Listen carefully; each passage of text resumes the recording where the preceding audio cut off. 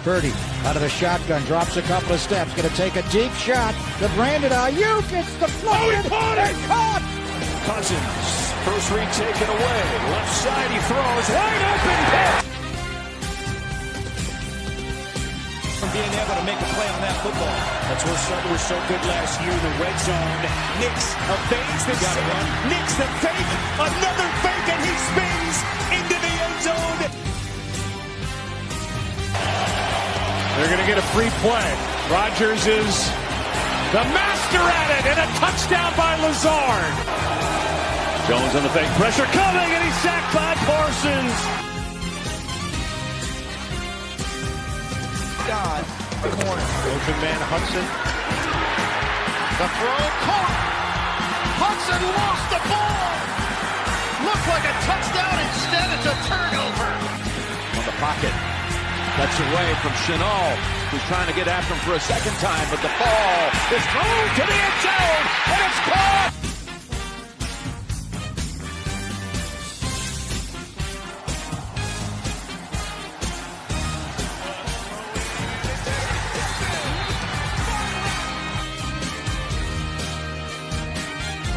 On it to McCaffrey right up the middle, and a stiff arm. McCaffrey for 6.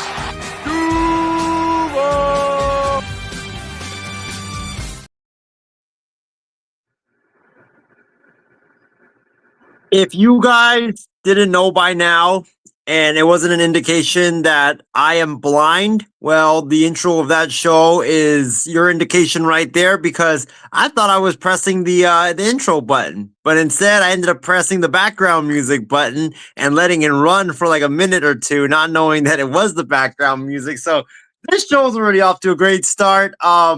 What's going on, everybody? Welcome into the Extra Point, a Sunday night edition of the Extra Point here on the MI6 Sports Network, as well as simulcasting on the IM6 Network. My name is Isaiah Leong. That's my co-host to your right, or my right, James Gonzalez over here. See, this is how you know I'm blind without glasses, because I can barely see. But that's my host co-host James Gonzalez there. We got a big show for you guys. Like a lot of people that you saw playing in that intro video, you know, we're gonna be with the team anymore. What's that? A lot of the players in that intro video are on different teams now. A lot of players are on different teams now, but also a lot of the stuff that happened in the video like are indicative of what happened today. Like Tua Tagovailoa throwing a pick. I mean, are you surprised? He threw a pick in the video. He threw a pick today.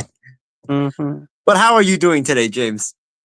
I got a lot of sleep during the Raider game. I got up early because we had the game, I think, in London, right, between the Rams and the Jags. Didn't really pay attention to the Sunday night game because we got baseball happening. The Blue Jays won, I think, 6-2 or 6-1, whatever it was. 5 to. I'm sorry, what was the score? I'm like you now. 5-1, I believe, and they will force a Game 7 tomorrow night, right in the middle of the Monday Night Football doubleheader. That sucks. Luckily, I'll be at work, so I'll listen to some things. But yeah, just watching all the football, watched all the college football action too. There's just so much that went on. Well, I mean, speaking of sleep, I didn't get a lot of sleep because I stayed up late for that Florida State Stanford game last night. Which we'll talk about, you know, at the end of the show. But my God, like you talk about football, the football weekend being drunk. I mean, from this week, from that game, the ending of that game, and then the Giants Broncos ending, which we'll get into later on. Like this was just a drunk football weekend. But yeah, do you guys like what if you guys like the show, go ahead and give us a like, you know, a follow as well, subscribe, you know, any comments that you guys may have, go ahead and, you know, flood our comment section with comments. We would love to hear your guys' thoughts on everything that we have to talk about. But I'll give it to my guy James, who give him the floor for the rest of the show. Pause. So let's talk about the Sunday night game just to get rid of it. What's on your jersey is Christian McCaffrey. It was a battle of the two explosive running backs, one more than the other. But it looked like San Francisco, they served pretty much all game. They won 20-10. Their defense, as injured as it was coming in without Fred Warner, who got the foot or ankle injury? He'll be out for the rest of the season. It was the ankle injury. Thank you. Just another player out, and the Niners are so much used to this. Brock Purdy was out. I believe they had another receiver. Pearsall was out as well. And we were wondering how San Francisco was going to come out. Well, their defense, all the young guys, just really stepped up. They pressured Penix Jr. very well. Didn't allow him to do too much. There was 2 sacks on him. Just a lot of young players stepping up, and it just shows like what they drafted for, what they scouted for. They really, really did well. Looked like Christian McCaffrey just got 2 touchdowns on the ground, and that's all they really needed. Jones did throw 1 pick. Didn't really throw for too much. Penix, was going to get his yards and 1 touchdown, but other than that, Bijan Robinson. Let me tell you, San Francisco 49ers did a great job stopping him. He only got 40 yards, stay on the ground. 52 through the air, and did score a touchdown through the air. But if you saw what he did Monday against Buffalo's defense, you thought, oh, crap, you're in trouble. But tonight, they really, really put a wall on him and just didn't allow him to do too much. So, Isaiah, summarize real quick your thoughts on the 49er win over the Atlanta Falcons on Sunday Night Football. I thought it was domination by the Niners, actually. This game was one-sided. The Falcons, they never really got close, to be honest. I know they had the lead. It was 3-0. At one point in the first quarter, it was 13-10, I believe, Niners heading into the fourth. But, the Niners had control of this game from, I think, middle of the first until the end of the game. I felt like the Niners defense really corralled Michael Penix Jr. They didn't let him, great game plan by Robert Saleh and Colt, not letting him get out of the pocket and run with the football. They stopped the running game. Bijan Robinson was held in check for most of this game. I think he had only maybe 1 or 2 explosive carries, but other than that, he was held in check for a lot of the game. And then, you talk about the sacks. It was basically with everybody injured, you basically have to have a team pressure on defense mentality. And that's what the Niners did. It was not one individual wrecking havoc on the quarterback. It was basically everybody getting after him and everybody kind of pressuring. And then you would have one guy finishing off Michael Penix Jr., one guy affecting him to his ability to throw the football. I also think that Michael Penix was off tonight. You could see it. He was off tonight. There was a couple throws to Drake London where he missed. The one to Darnell Mooney where you could blame Mooney for it, you could blame Penix for it, but it was right there where you had to, if you wanted to have a chance to come back in the game, you had to convert that. But yeah, this was more of a defensive slugfest between both teams. It was low scoring, defensive battle between both of these two sides.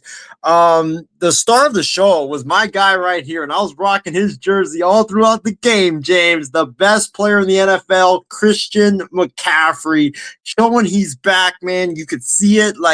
I think the last couple of weeks he's had to get his legs under him, but you could see the real CMC is back now. His explosiveness, his ability to bounce off tackles, his ability to, get into the hole and just ram through them. It was very impressive what we saw from Christian McCaffrey tonight. He single-handedly was the offense because he was great at running the football. I think he had 159 yards rushing, 2 touchdowns. You can argue the second touchdown maybe should not have counted because that maybe should have been a penalty when he was dragged by all the offensive linemen into the end zone. But Christian McCaffrey single-handedly was the Niners offense tonight. Nobody else besides him really did much on offense. They just ran the football down the Falcons' throat. McCaffrey did his thing on the ground and also catching the football through the air. And then the defense just dominated and kept Penix in check. It was just very impressive just to watch. And it was an old school level football game between, the Falcons and the 49ers. What perplexes me though, James, is the decision by Raheem Morris to down 13-10 to not kick that field goal. I think they should have kicked it at that time in the game. I think he made like you remember when Georgia played Alabama and Kirby Smart went for it on 4th and 1, down by 3 with about 11 minutes to go. Like, you got to kick that in that situation. I know you're trying to get greedy. Analytics are killing the league, man. Exactly. And not just that. James, this is what I have a problem with coaches in the NFL and college. 4th and 1. You're going to go shotgun and you're going to throw the football. What are you even doing to that? Like, you got to be kidding me. You're going to throw it on 4th and 1? That is such a, like, horrendous play call by Zach Robinson, the offensive coordinator. Like, if you're going to go for it on 4th and 1, why not go under center and just run it down the throats of the 49ers? Or quarterback sneak it. Like, exactly. This is what I hate about football. It's like some of these offensive coordinators, they just think they're so smart. They end up overthinking themselves, and then like they end up like calling dumb stuff like that. So, great win by the Niners. Flex their muscle over the Falcons. Great team defense. Great, CMC is back, which is great to see. I'm looking forward to see what when Brock Purdy comes back next week, I think against the Texans, how he looks. If CMC can carry this over, because that would make the Niners offense very explosive moving forward. I just think like with the Niners, just the team defense was great. The tackling was great. I know Diamador Lenore had a couple of penalties, especially late in the game, which really hurt. But other than that, like, just very impressive. Just total domination by the 49ers to win this game. And about the Falcons, Michael Penix, when he's off, because he had a couple of like open guys down the field where he missed them. And you're like, damn, bro, if you hit that, this is a totally different game.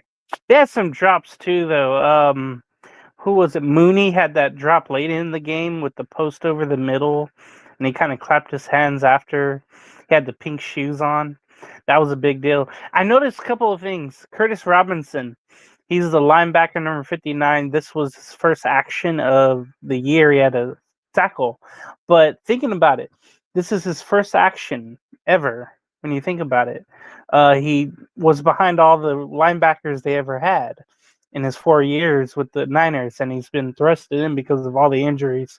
It goes to show you, I don't know if it's coaching, I don't know if it's just motivation from, Lynch and the management, but they always seem, no matter who it is, to plug in somebody and they just do the job. You might not know who it is, but that scouting, they really go after high character guys. And the ones who aren't there are the high character guys. Okay, so that's what bugs me about. Go ahead. Oh, yeah. No, I was just gonna give a shout out to a couple guys. Eddie Pinero, the kicker. Wrote a couple of deep field goals that was outstanding. Niners finally found their kicker. 55-yarder was 55-yarder. Yeah, and it was right down the middle too. It wasn't like. Yeah, it wasn't like it was like almost like, or it snuck in or whatever. It was like right down the middle. He had a great game, and he's been having really solid games for the Niners ever since we got him. Have you solved your kicking problems with him now? I think we have. And also what's crazy is like Jake Moody went to the Bears, and he looks like a totally different guy. He's doing, which I'm happy to see. But also want to shout out D Winters. He was a guy that. Oh yeah. I don't think he's not replacing the role that Warner is, but he's going to be the veteran now in that defense, in that linebackers room. He was outstanding, like getting after the quarterback. He didn't get I don't think he got a sack, but couple times he forced Penix to throw the ball like way too early when he didn't want to release it at that time. And also I think he caused one of the like where Penix like cocked his arm, and then like he was about to throw, and then he hit his arm, and then it was a fumble, but it was an incomplete pass. But still, he had a tremendous night tonight, just all over the field. Okay, so that run where McCaffrey is carried in, you rarely see it called illegal. But according to the rules, you cannot be carried forward. You wouldn't be carried back, of course, but carried forward. I would love to see a revision on that, or emphasis maybe next season, or maybe right now with the referees since they've seen it. But it just seems like they never call that. I don't know why. What's crazy about that is like, I've seen it a couple times in the NFL, but it's like I feel like isn't the tush push pretty much the same thing too? Like where you're getting Well, pushed in, but it's from like 1 yard out. it's not being brought forward. It's being Yeah, pushed true, forward true. from behind. That's why that's allowed. And maybe because you see that all the time, you don't see it where McCaffrey's being pulled forward. Maybe that's the reason why. I mean, I Um, I thought I thought he was gonna get blown down for forward progress because I thought that's what they typically do. Like when there's a scrum, you're like, yeah, okay, like it's forward progress, ball's dead. I thought they were gonna do happened that. this week. I don't know why they didn't blow the whistle on that. That was crazy to watch. I think there was a college game that happened. I can't remember, but there was forward Oh, progress, and everybody was pissed because he was still going, but they ruled it dead. oh, it was a Georgia Um, Auburn game last week. I think it was, It yeah. was there was a play where they root it was supposed to be a fumble for Georgia or a fumble for Georgia, yeah. Or Auburn had or it was like a fumble that would have given Auburn the ball, but then they blew it dead because Georgia the Georgia like guy was blown for forward progress. But there was a lot of bad calls in that game too. So you want to get into the week that was of football? Is it week 7 already? No, week 6, right? No, week 7. It's already over for my team, of course. But let's start in order. I don't want to talk about my team right away. Why would you? Thursday night was Pittsburgh at Cincinnati, the rivalry, AFC North rivalry, and you had two 40-plus-year-old quarterbacks just ball out. It was crazy to see, crazy to watch, and you really didn't think that was going to happen. But the Bengals got away with a win. I believe it was a field goal by McPherson to do it. 33-31. It was a really great back and forth game. Bengals now to go 3-4. Meanwhile, Pittsburgh is 4-2. Quickly. So Aaron Rodgers, he threw for 4 touchdowns. He had two picks. He had that one interception where he threw it right to 2 Bengals. It felt like he just lobbed it in the air. That just looked really awful. He's going to do that sometimes. You got to take the good with the bad. I think over the years he's done that as well. But Jalen Warren had a good game on the ground. And then Pat Freiermuth had a couple of touchdowns, and you could hear his name being yelled out. The Bengals did do a good job of having everybody wear white and not sell their tickets. So that was really good. But Joe Flacco, man, he was really the story of the game. He even ran for a 3-yard gain that shouldn't have been, or more than I should say, a 12-yard gain. But he threw for 342 yards. He had 3 touchdowns. He was sacked twice. Jamar Higgins, man, he had 16 catches for 161 yards and 1 touchdown. T. Higgins had 96 yards receiving with a touchdown. And Noah Fant caught a touchdown. But this is more about Jamar Chase just owning whomever. Slay, Ramsey, that secondary of Pittsburgh. Like I mentioned on TikTok, the secondary got sliced and diced. It was just crazy. Even Higgins got into the act too. I thought, Ramsey was supposed to be this lockdown corner. You don't have to worry about him and who he is on. He's just gonna get shut down. But that definitely wasn't the case. Chase was going over the middle on the slant, or there was the fade route, post routes, whatever he wanted to run, he did. And it was very easy for that. Rodgers wasn't sacked, but he was sacked by his own player. I think it was, oh God, what was his name? He's kind of crazy too. Let me see. Oh, Demetrius Jones, I think was his name. But after a touchdown, it was a funny little awkward moment that happened where Rodgers was sacked by his own teammate going off the field after a touchdown. And then, but yeah, what was the game called? It was the 2 old quarterbacks. They called it the something game. It was like the Unk game. The Unk. Yeah, Was it? I like that. Yeah, the Yeah, battle I of the heard Unks or that in something something. else. But quickly, what was your assessment of the Bengal Steeler game on that Thursday? I think it was one of the best of the year, obviously.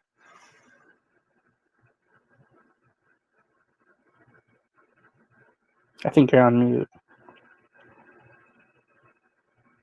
Or you froze. No, okay. Can you hear me? Yeah, no. Okay, cool.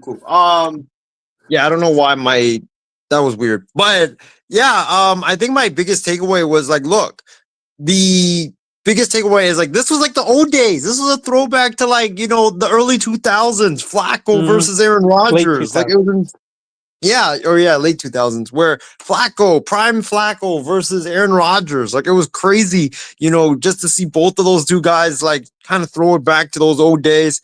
Rodgers, I think, played well. Like the numbers will say, like, look, he threw 2 picks, but like, yeah, like you said, like he's a guy that, he's gonna take chances. So I thought he played really well in this game. I thought that the Flacco played outstanding in this game. I was very impressed by him, especially, with only a week to learn the Bengals offense. Yeah. But James, I think the bigger issue now that's shown in this game is the Steelers' defense is massively overrated. This was supposed to be their bread and butter, or their rock this season that they were supposed to have a great defense, but their defense has underwhelmed like the first, like how many games has it been? 7 now? It's been like they've had 4 clunkers 6. in 6 weeks. Yeah, they've had 4 clunkers in 6 weeks. Like you give up 30 points to the Jets to start the season with Justin Fields, and that's looking like an absolute albatross right now. And then you give up, I believe they give up 30 points to someone else. I think it was the Patriots, maybe. And then they gave up they give up 30 points. I know like 3 more opponents, but I forgot who it was. But yeah, like the Steelers defense is a big issue.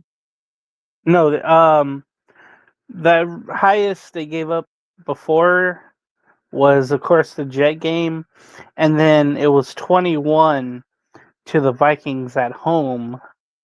I think that was week 3, but 2 games over 30 points they've given up. Only half of a sack to the stars, Hayward and Watt, who got paid, of course, this offseason. Yeah. And Hayward is still complaining about not getting paid, too. It's kind of annoying. Hendrickson, I believe, got hurt in this game as well. Again? For the Bengals. Yeah. He had a back injury coming in. Yeah, I know he was trying to play with it, but he eventually had to leave the game too. But it gives hope for the Bengals. I mean, they play on Thanksgiving, and people were wondering, like, should they?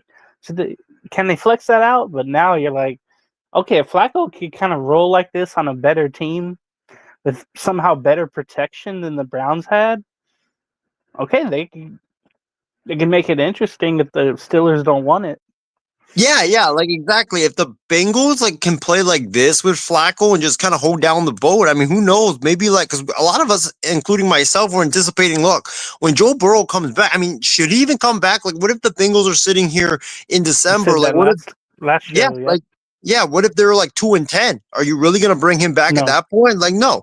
So like, if he can just steady the boat, which was their hope, if he can just steady the boat, play like this, you could be looking at not just a playoff team. You could potentially looking at the Bengals competing for the AFC North this season, which is something that would have been a totally wild idea. Yeah, before Flacco got there. So I was very impressed by Flacco, but that Steeler defense, I mean, you got Watt, you got Hayward, you got Ramsey, Darius Slay, you got all these like veterans, all these stars, and like you're playing like this, like they got to get that fixed, because your offense, we never expected for the Steelers, it was their offense was going to be their weak point. The defense was going to be the one that would be the one winning them games. Now it's the opposite. It's the offense that's really doing the heavy lifting. The defense needs to come around. So if you're a Steelers fan, you should be worried about that defense, because it's been 6 weeks now of just subpar play from that defense. Yeah. So this morning, early, 6:30 here, West Coast time, the Rams took on the Jaguars. I woke up for, I believe, right before halftime. It was already, I think, 21-0 LA. They just dominated all the facets of the game. Devontae Adams had 3 receiving touchdowns. Stafford threw 5 altogether. Just total domination defensively as well until late. Travis Hunter scored some touchdown or one touchdown, caught some passes. He even defended pretty well on Devontae Adams when they put him out there. I think it's time for him to play both ways. Now they dropped to 4-3. LA's right there, I believe, at 5-2. It's just maybe time, Hunter, that he really has to show up. The reason why you drafted so high, that you could do both. But I think today was all about Matthew Stafford throwing 5 touchdowns. He just did it in the rain too in the second half. He threw, I think, a couple of them in the second half, or maybe 3. But I'm looking at Travis Hunter to do more. He had 101 yards receiving, 8 catches, 1 touchdown, like I mentioned. But yeah, give the day to Stafford and Adams just hooking up. Well, my thoughts on it is, I mean, what a performance by the Rams. Shout out to our guy Casey King who's watching right now. Yeah, your Rams was amazing. I think I said on the show, me and Ben did Kicking It with Cruz on Thursday, I think, or Wednesday, and we made our predictions for the week 6 or week 7 games. You did and- without Puka. How dare you? Yeah. I said that I thought they would fall apart without Puka, and you know what? I was wrong on that, so I'll take that L. But yeah, I mean, the Rams played well. The defense was outstanding. Trevor Lawrence, for some reason, he went back to the old ways. And he's gone back to the old ways like the last couple of weeks, against the Seahawks last week, I think it was, and then now against the Rams, where you're like, dude, this is the same Trevor Lawrence from, last year and the year before that was awful, but not the new Trevor Lawrence who was beating teams and really dominating. The defense, suffered a setback. They were awful today, but the Rams, defense for the Rams was great.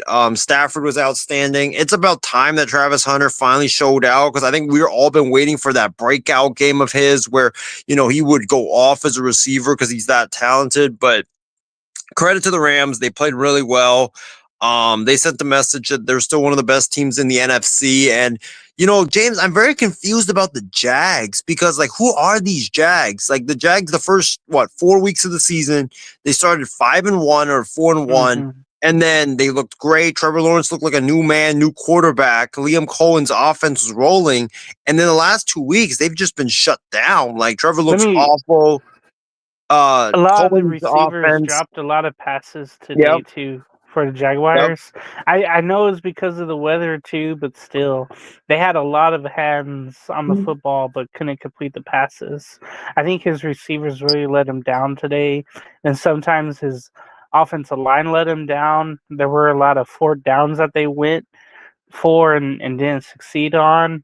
It was just a lot of letdowns for the Jaguars, and it feels like every team is like this so far, except 4 or 5 teams where they start off well or they look well at a certain point, but they end up how you think they're going to be, or how they should be, or how they were last year. And the Jaguars are one of those teams right now.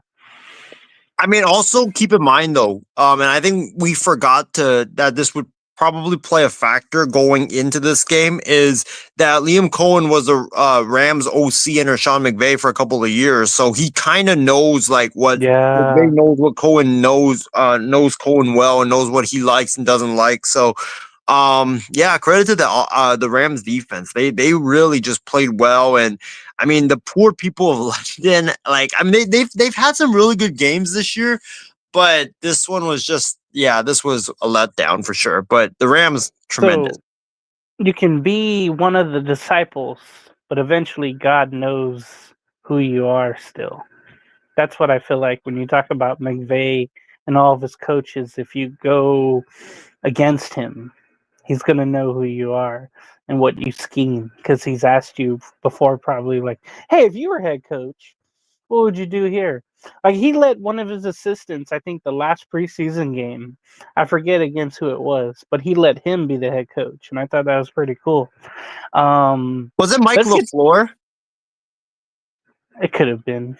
I can't remember. But it was this preseason, and I again, I can't remember who it was against, but it was one of those things where it's like, oh, that's so cool. You don't think about that, but you're getting prepped to leave McVay eventually and do your own thing. The 10 a.m. games or the morning games here. Start off with Chicago and New Orleans. Not much to say about this. Chicago did on the ground mostly. Williams did throw a pick. But DeAndre Swift had an old game, old style game. 19 carries, 124 yards, and a touchdown. And then his counterpart, Kyle Monaghy, had 81 yards with the touchdown as well. For the Saints, though, Rattler, he threw for 2 touchdowns but had 3 interceptions. You're going to get that from him. He is not going to be great. It's just not going to happen. And then Alvin Kamara this year, it just feels like he's on a milk carton. That's like an old kind of saying for someone who's really missing this year. He's really the main guy of the team, and he's not really doing much this year, I feel like, Kamara. Maybe offenses are really, dialing up on him, making sure he's not really doing much out of the field. But Olave had 2 receiving touchdowns, but not much else from Shaheed or Jawan Johnson. The Bears defense just did a really good job. They had 1 sack on Rattler, but I think they were able to stop the run, it looked like, whenever I was watching the highlights of that game. That was really, really big on that one. Just a lot of nothing for the Saints offense today. I'm trying to see if they forced a fumble to Chicago, but there were 3 interceptions. But really quick, Isaiah, what do you think about the Bears winning that and going to 4-2, and the Saints going to 1-6? Honestly, my reaction is like, okay. It's a good win, I guess, but like beating the Saints is pretty much nothing because the Saints suck. Rattler's not the long-term answer at quarterback. No. I mean, he's not like the worst quarterback, but he's not good at all. So, I think like shout out to the Bears. I mean, they get another win. That's 4 in a row now for the Bears in terms of their wins. Dennis Allen. Oh, that's right. Dennis Allen is a bad head coach, but the guy is a tremendous mind when it comes to defense, and he can scheme up a defense. And so this was his revenge game going back facing his former team, the team that fired him. So, he obviously wanted to prove them wrong. But the Bears, I think like the combination that they have, the 2 at running back, Ben Johnson comes from Detroit. He wants to run that, David Montgomery, Jahmyr Gibbs style of running, like with a power back and a change of pace back that's just reliant on speed and can get the ball, in space as a receiver. But I think he might have found that with those 2. We'll see moving forward with Montgomery, or is it Montgomery? It's DeAndre Swift as that power back, and then the other guy being that change of pace, speedster. But the Bears, I'm very surprised by them because I actually didn't think the Bears would be like where they are right now. I think they're what are they 4-2 right now? The Bears 4-2. 4-2. Yeah. Credit to Ben Johnson. He's done a great job there. And remember, Caleb hasn't really had that explosive Caleb-like superstar game so far. They're doing it with a lot of the running game. They're doing it with a lot of short passes and stuff like that. It seems like Ben Johnson doesn't really trust Caleb Williams right now. I can't wait to see that offense. Once Caleb Williams has, complete control of that offense, once he understands how it's going to look moving forward. But shout out to the Bears. I mean, they're 4-2 right now. Didn't expect that. I thought they would be like 3-3, maybe 2-4 at best, or 2-4 maybe. But they're winning games, and I'm surprised by their start. A lot of it maybe is their schedule, but you play who's ever on it. It's just amazing to think. Out of training camp, remember, Caleb Williams could not understand Ben Johnson's offense coming in training camp. He did have a great performance against the Bills in preseason. I know that was only like 1/2 or 1/4, whatever it was, but maybe some things can translate. Really nothing translated for the Miami Dolphins today. as they go to 1-6 in rainy and windy Cleveland. As the Browns won, they go to 2-5. Cleveland won 31-6 over the Miami Dolphins. Let's get to the Browns first because the juicy stuff is the losing, of course.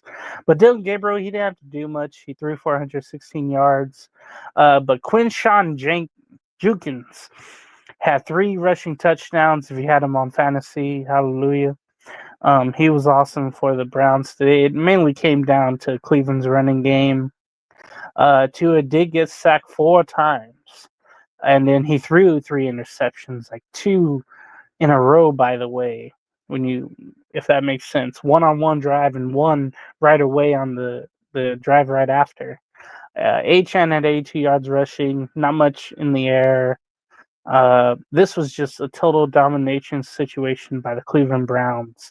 They had winds there, I think, up to 40 miles per hour gusts, but it was around, I think, 16 or 18 miles per hour. So all they did was just run the ball. I know Judy had, a couple of catches, but it was mostly about the Browns rushing. But the juicy stuff is Tua, and he had a weird press conference again today. He didn't throw anybody under the bus like he did last week, but there was more accountability, I think, for what he did. Well, it sounded like it, but more or less, let's just talk about the Dolphins and just how bad they have become and how they're at 1-6 now, Isaiah. Yeah, I saw this before the game on Twitter that the winds were going to be really bad. I forgot someone used the clip from remember that one game day back in the day, James, where it was super windy, the kickers could not kick the ball because the ball was just fluttering in Chicago. The wind. It was the 49ers and Bears. I think it was 05 or 06. Yeah, 05, I think. Yeah, that was Soldier Field where the ball was. The kicks are just going way out here, or way over there. Yeah, and the long snapper couldn't even catch the ball too when he was trying to put the ball down for the kicker to kick it because it was just blowing away. But that's why I knew the weather would be an issue in this game because of that clip and the wind, like you mentioned. But to be honest, dude, the Browns, look, Dylan Gabriel has not played bad, and I want to give him a lot of credit because I thought that he would not translate in the NFL because he's too small. He's a guy that doesn't have the best arm. He relies so much on running, and that's like a college thing. But in the NFL, you got to be a really good pocket passer. You got to be at least decent size, 6 feet, or have the athletic abilities to be able to get out of it. And I just didn't think that that Dylan Gabriel has that. But he's been okay so far. He hasn't been great, but he's been okay. But yeah, for the Dolphins, I mean, where do you want me to start? I mean, Mike McDaniel. I mean, you talk about James. You talk about we already had one firing, in Florida with Billy Napier getting fired today. We might have back-to-back firings in the state of Florida. I mean, tomorrow, the state of Florida might become the firing land of head coaches in football because I think Mike McDaniel has coached his last game with the Dolphins. I don't think that he's gonna. I don't think he's going to keep his job after this week. It was just a disaster. The Browns are supposed to be one of the worst teams in the NFL. They're starting their backup quarterback, and now you lose. Not only do you lose, but you lose 31-6 and get just blown out by the Browns, and it was just embarrassing. And I'll tell you this also, James. I think if you're the Dolphins, Tua Tagovailoa should sit his ass on the bench, and I'm starting Quinn Ewers the rest of the way. See what you have there. Because you know what you have in Tua. He's a guy that's, he's a solid quarterback, but he's a guy that throws a lot of picks. He's an interception waiting to happen. I mean, it's look at our clip that we have of him on our intro video. It's literally Tua throwing a pick. So, I don't think there's really any much that you need to see from Tua. I heard rumors, and I don't know how true they are that. And sorry, James, to bring it up, but the Raiders could pursue a trade for Tua and maybe get rid of Geno Smith. No. That's the rumor that I've been hearing is that the Raiders could send a couple picks to Miami to get Tua and then replace Geno Smith. But Yeah, it's not good if you're the Dolphins. And I think that, that was just an embarrassment. And I could see, and I think, I'll tell you this right now, I think that Mike McDaniel will be fired tomorrow morning. And I'll be shocked if he still has his job. And I think that, speaking of Florida, Mike Norvell will be gone too. So Florida will be the firing capital of head coaches in football. Owed money. Staying in the AFCs, excuse me. In Tennessee, the New England Patriots won 31-13. 31 was the magic number for 3 teams today, I think, by the way. But New England goes to 5-2, and Mama said there'll be days like this. There'll be days like this. For Cam Ward and the Tennessee Titans, fresh off of firing their old head coach, Brian Callahan, they go to 1-6. Talk about the good first. Drake May, 222 yards passing, only missed 2 passes, threw for 2 touchdowns, was sacked 4 times. One of them he had to leave the game for, and Joshua Dobbs came in, and he threw a pass for 12 yards. But Ramondre Stevenson actually had a decent game for once. He actually ran for a touchdown. Stephon Diggs did well. And then Kayshon Boutte had a receiving touchdown that was right down the middle, and he just got it by his fingertips. That was pretty cool to see. But the Patriot defense got to Ward 5 times, 5 sacks there. Ward threw for 1 touchdown, 1 pick, threw for 255 yards. But nothing on the ground for Tennessee. Nothing really there. Shamir Deke had a touchdown for the Tennessee receivers, and that was pretty much it.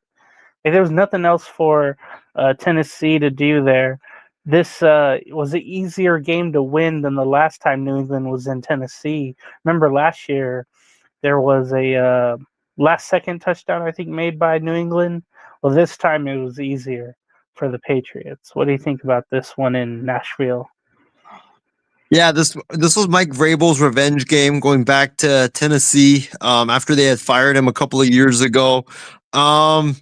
Not really a surprise because, Vrabel had revenge on his mind. You knew he was going to go and try to blow out the Titans and send a message, and he did that. The Patriots, look, like I said, that win over Buffalo a couple of weeks ago, that was not just a great win. That was a franchise-changing win because you now give your team the confidence that they can beat anybody on any given day or night at any level. And, now they're believing in themselves. And I really think, you look at the Patriots, they have a really good defense. That defensive line gets after it. Milton Williams has been a tremendous addition for the Patriots. Drake May, I don't know about you, James, but coming into the season, I wasn't really that sold on him before because I was like, there's a lot of hype around him. I haven't really watched a lot of his games, but I know he's got the athletic abilities and the talent, but he just hasn't really been consistent with it. Well, this year he's been very consistent. Ramondre Stevenson didn't fumble finally for the first time in a long time. But yeah, that Patriots team, I mean, they are really looking like a solid team right now.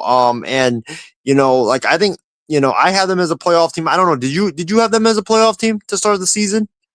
Because I know they were one of the biggest, the bigger sleepers that a lot of people were talking about. No, because I had both, AFC West teams, and then I think I had the Bengals or the Steelers, so I didn't have them in there.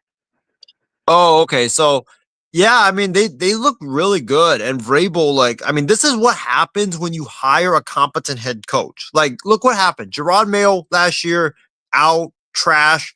And then this year, Vrabel comes in, totally different culture, totally different stuff there. Now they're winning and they look really solid. So this team looks like a playoff team, and they got to continue it moving forward because, look, they got an easy schedule moving forward.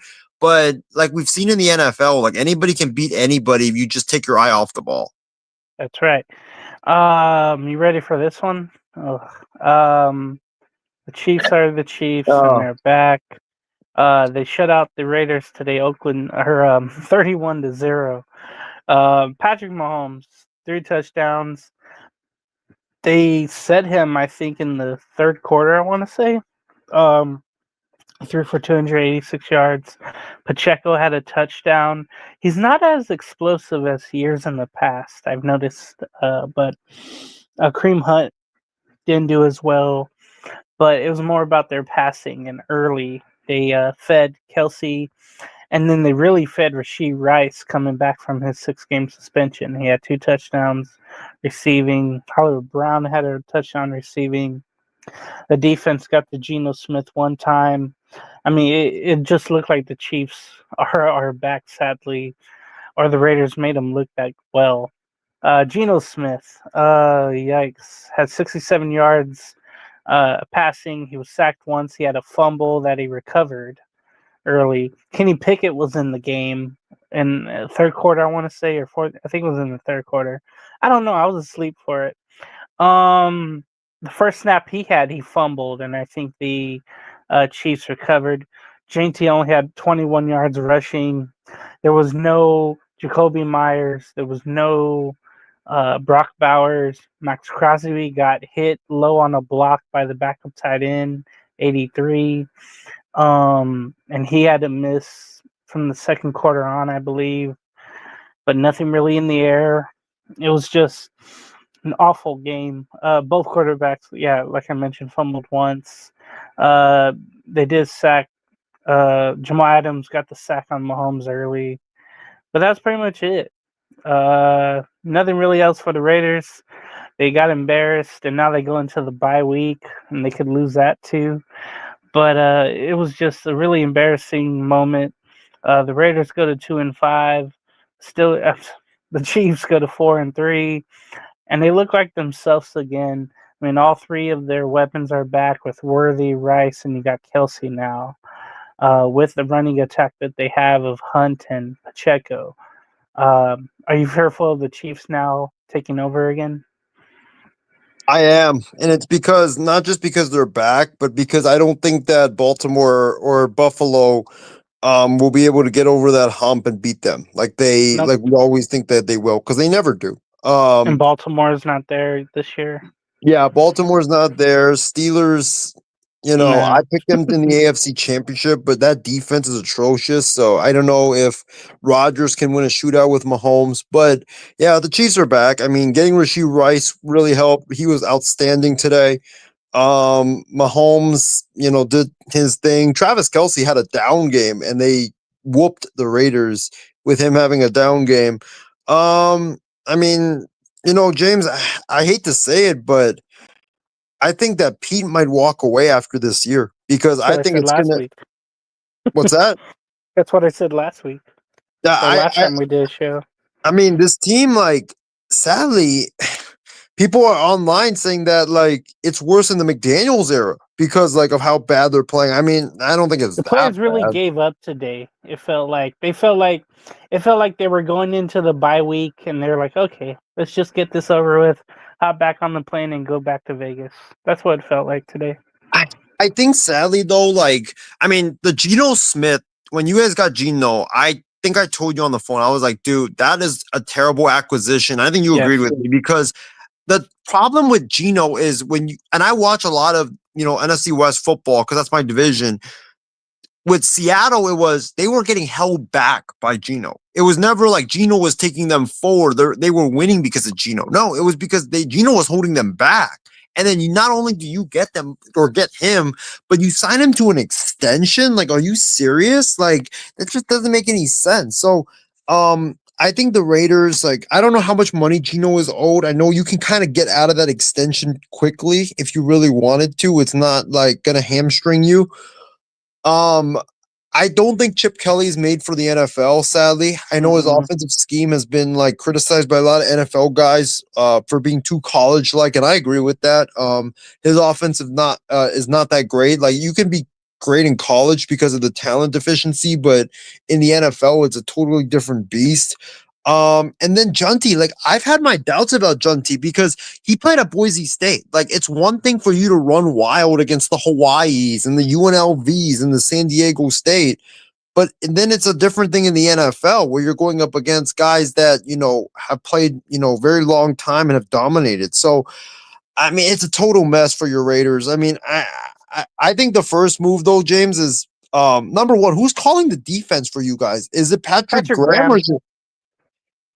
I mean, this dude was a hot commodity for head coach just 2 years ago. Like, I don't know how like this guy has just fallen so fast.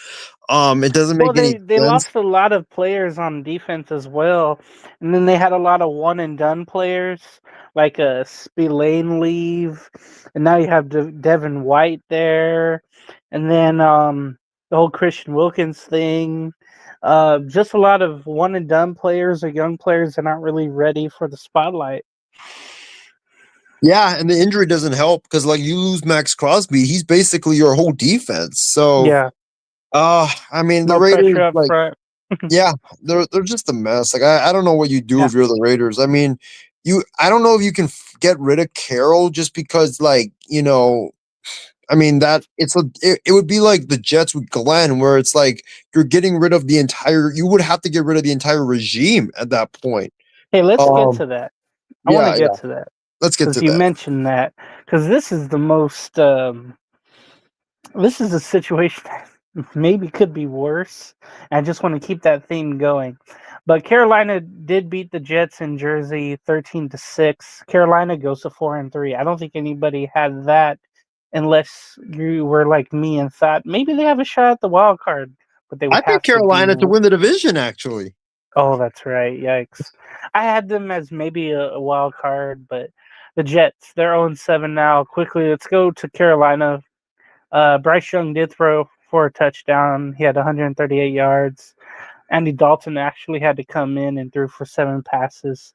The Jets did stop Waddle and Chuba Hubbard, who played his first game in a while. On the ground, they didn't do as much, but Leggett had a home run, had a touchdown there. But it wasn't much of a offensive game, I would say. Carolina did have 6 sacks on Jets quarterbacks, 3 each, by the way, Tyrod Taylor and Justin Fields.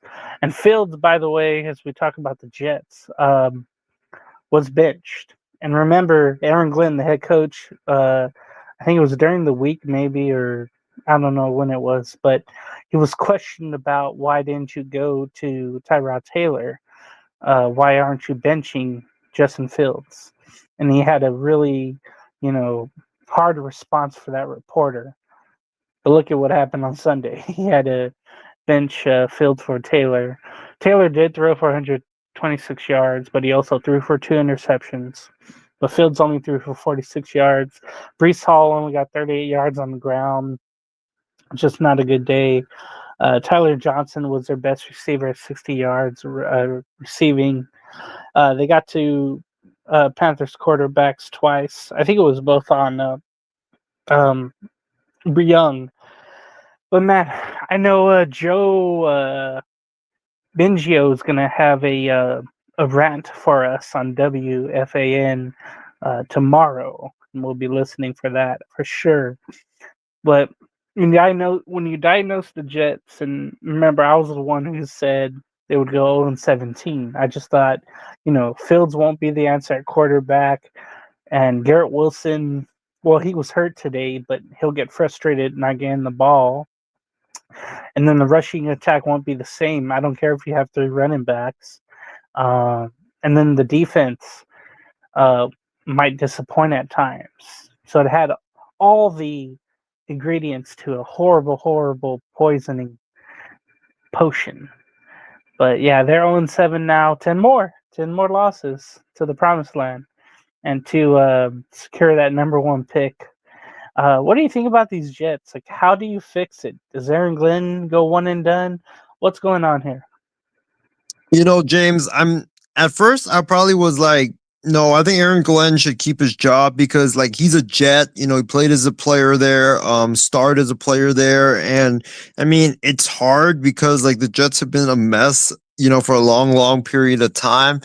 But I am slowly starting to come around to the idea of Aaron Glenn being one and done. And the reason being is because he reminds me a lot of Jerron Mayo from last year, where it was like, just not very clueless of what to do on the football field. I mean, you remember that moment against Denver, close to Just halftime last week? halftime. Yeah, just before halftime, where like literally just sat there and like was like, oh, I don't, and like had a brain fart live on TV. I mean, the guy didn't know what to do. Time's running out. You just got the first down. Like, what are you even doing?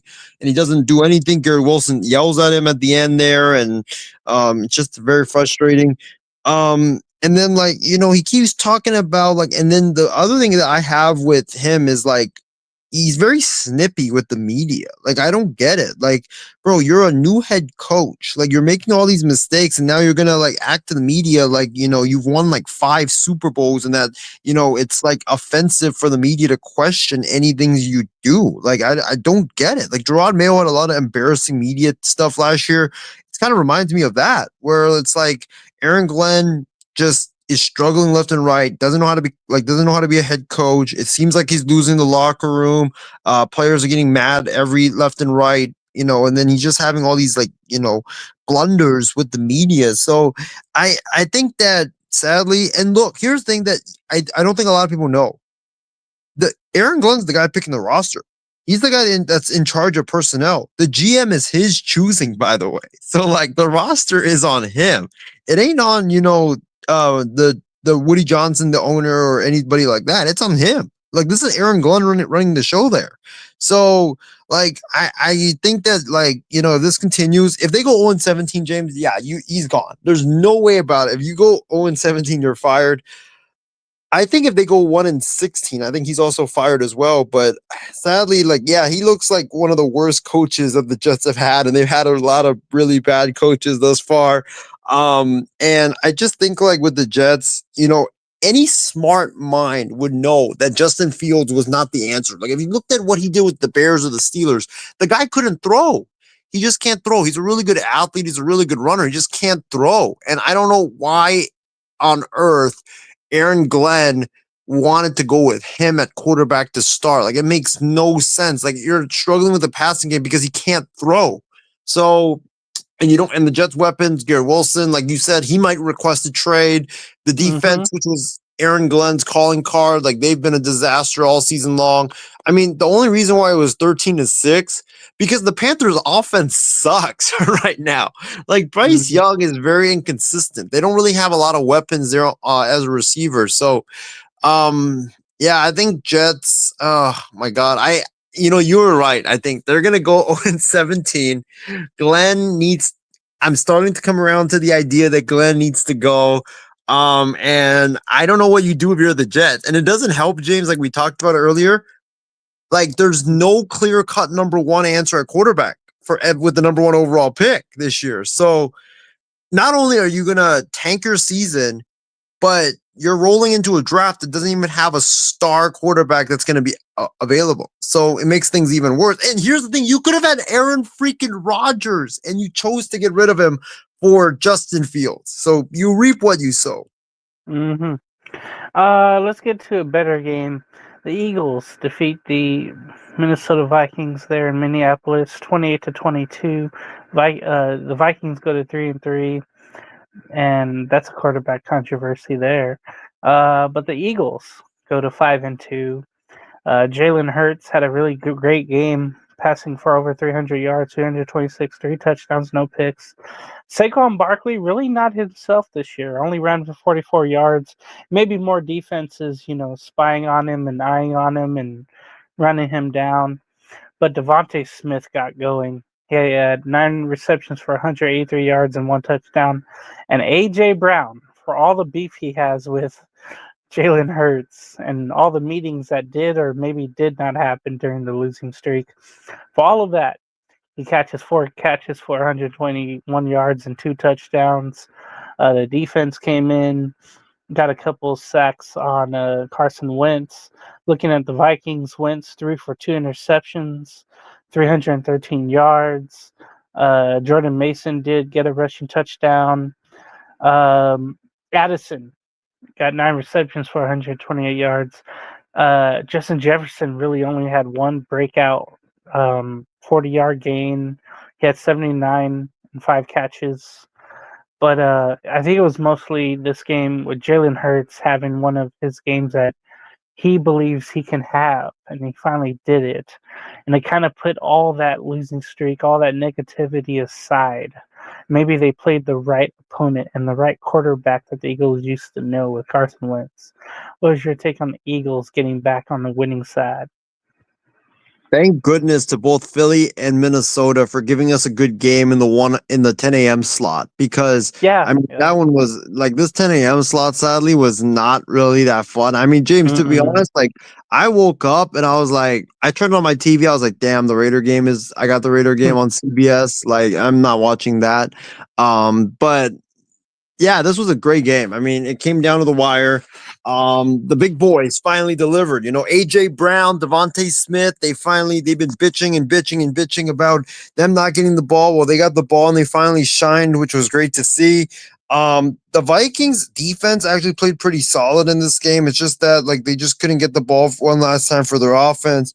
But yeah, this was a great back and forth battle between both two teams that could be in the playoffs, in the NFC. And, I really liked how, with the Vikings, that they were able to stop the tush push. Did you see that play? Yeah, I did. They were able to. Yeah, they were able to stop the tush push, which is one of the very rare times someone has stopped it. But yeah, this was a great game between like two NFC playoff teams, and we might see these two battle it out down the line. Vikings probably won't be, but the Eagles right there. I think take back some of that NFC dominance. Well, let's go to the 1 o'clock slot games here on the West. The Colts continue their fun season. They got real offensive against the Chargers today in Inglewood. The Colts win 38-24. The score was closer than what it seemed. But the Colts go to 6-1. The Chargers have fallen to 4-3. Daniel Jones back in Hollywood. Indiana Jones, 288 yards passing, 2 touchdowns. Jonathan Taylor, man, this guy today he had 3 touchdowns. He had big runs. Some like he could have got into the end zone for. He had 2 runs that he could have scored as well. But later on, he was able to score. In the air, Alec Pierce had 5 catches for 98 yards. Tyler Warren, my fantasy tight end, had 4 receptions for 69 yards and a touchdown. Michael Pittman Jr., the former UFC Trojan, had a touchdown. And then in the defense, they got to Herbert 3 times, did that Colts defense. Herbert, by the way, he threw for 420 yards. And that was mostly later on when they needed to score, and they did. But he had 3 touchdowns and 2 picks. He was their leading rusher, too. Without Hampton, man, they're really handicapped running the ball. But he had 31 yards rushing. Arande Gatson II. I remember his father with Miami back in the day. He had 7 receptions for 164 yards and 1 touchdown. Keenan Allen had a throwback game with 111 yards receiving on 11 catches. He had a touchdown. Quentin Johnson had a touchdown later on. But this was mostly a game that it felt like the Colts had from the first half on, from halftime on. I think it was 23-3 at the half. And then they kind of let up and let the Chargers score some points. I gotta mention this too with the uniforms the Chargers had. I didn't like them. It was all, yellow. They were going back to the San Diego Charger power days, 70s, 80s, where they all had the yellow signs and the yellow shirts. But that was in San Diego. They had Melvin Gordon. I forget his initials. Let's just call him Junior for now. But he had a 1-day retirement with the Chargers today. Remember, he was one of the Chargers that came from San Diego to LA, and he was supposed to be a great running back for years. And he fell off because he had some fumble. He had fumbleitis. But the yellow jerseys I didn't really like. But the Colts, again, they just show how much fun they're having offensively. They're having these schemes. I don't know, Shane Steichen or somebody else, Shane Steichen, where they're running these inner rounds, or they're having plays that go one way and then they throw the other way, and it's leaving Warren open or Jonathan Taylor open. It's really cool to see, and they're 6-1, and they're the number 1 seed in the AFC. What do you think about the Colts and their big win against the Chargers today. Yeah, I mean, this year is showing that like Shane Steichen is a phenomenal offensive mind and play caller. And all he needed was not even a great quarterback, but all he just needed was a competent quarterback. Like he just needed a guy that could get the ball out and could just, run the plays that he schemes up, because he's a really good play caller. Like, look what he did with the Eagles when they first went to the Super Bowl that year. With Jalen Hurts. He did great there, and then he made Jalen look like a superstar. And then now he's doing that with Daniel Jones. So he's credit to Shane Steichen. He finally has this guy at quarterback, and he's doing outstanding work. Jonathan Taylor, I mean, he's having a renaissance, because this dude was like, he's been one of the better running backs in the NFL, but he hasn't a lot of people, I feel like he's very underrated. Not a lot of people talk about him when you talk about like great running backs in football. Like the McCaffreys of the world and other guys like that. But Jonathan Taylor's really making a name for himself. But James, I think the best acquisition of the entire offseason was the Colts getting that Bengals defensive coordinator Lou Anarumo to be their defensive coordinator. Like, that defense has been transformed. Like, it's been transformed from like a middle of the pack defense to like one of the top defenses in the NFL, and it's really helped for the Colts. So and then for the Chargers, like, they're one of the most confusing teams in all of football, because I just don't get them. Like, you have a really good passing game, but you don't show it until the game is out of hand. Like, it doesn't make any sense. And then they play really good against the bad teams. Against the good teams, they're very middle. So I don't know who the Chargers are. They're very confusing. I think they've been very confusing probably for like the last 3 decades, maybe 2 decades. They just been a very confusing team, and I don't know what the identity of this team is. Like, you have a great quarterback, you should be using him as a passer, but Jim Harbaugh wants to run that bully ball, like power run, heavy type of offense, which I felt like that style clashes with what Herbert is as a quarterback. Yeah, and without Hampton, it just showed vital isn't vital to a team. Yeah, they got to get Hampton back. And, by the way, they lost 2 offensive linemen, I think, today to injury. So they've already lost 2 with Alt. More offensive linemen? Yeah. Ooh. Who was the other one? Rashawn Slater, who they lost in training camp just before the season started.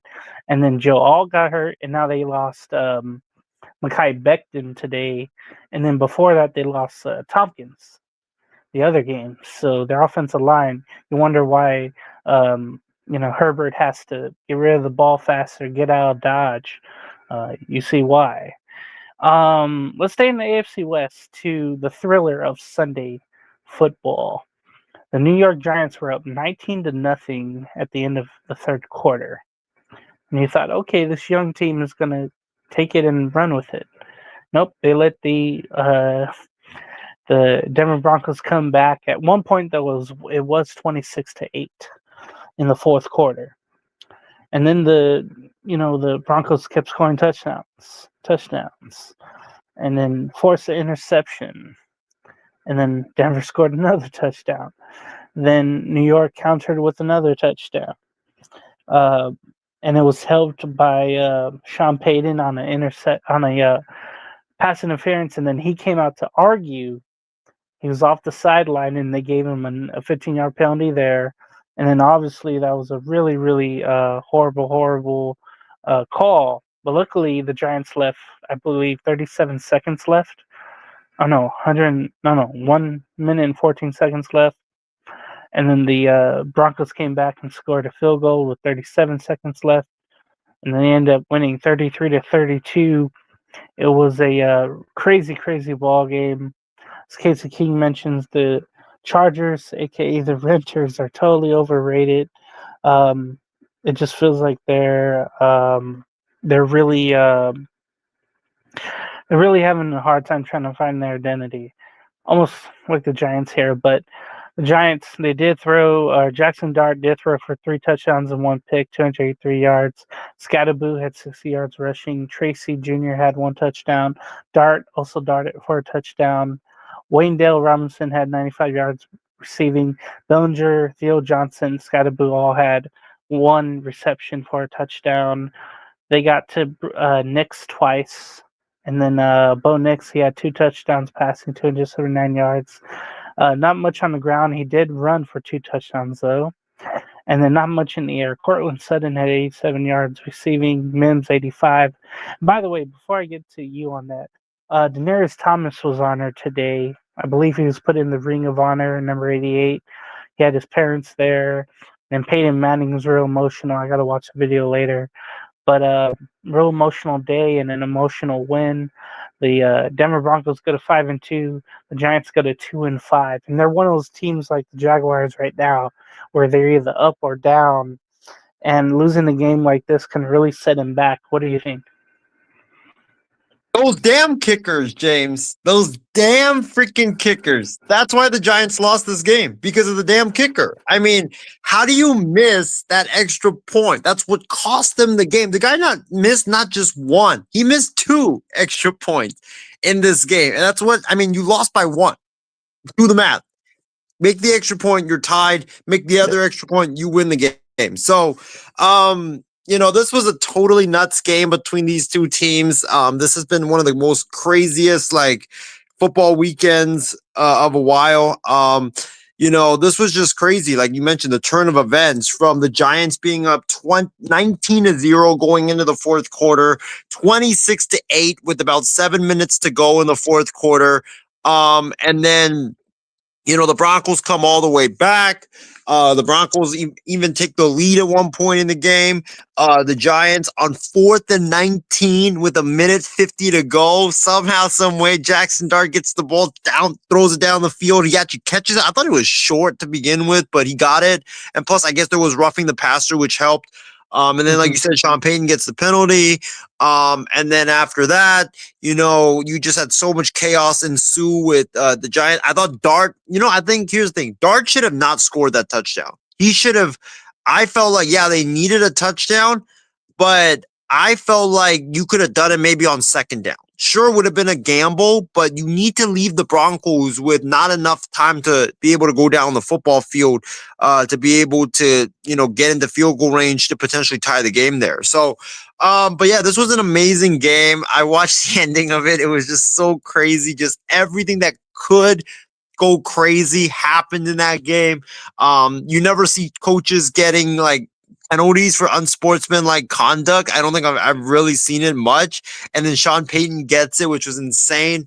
But to be honest, James, this is why Brian Daboll should not be a head coach in the NFL, because he doesn't know how to manage a game. The timeouts in the beginning was just clueless. Blowing that lead, you're up 19-0. Then 26-8 in the fourth quarter.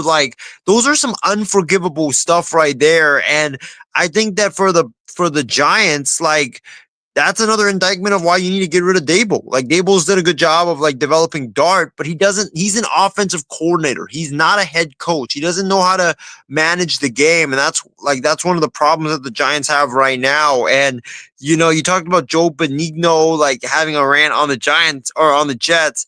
I know WFAN is going to be going wild because the Giants crew is going to be ranting about the Giants loss.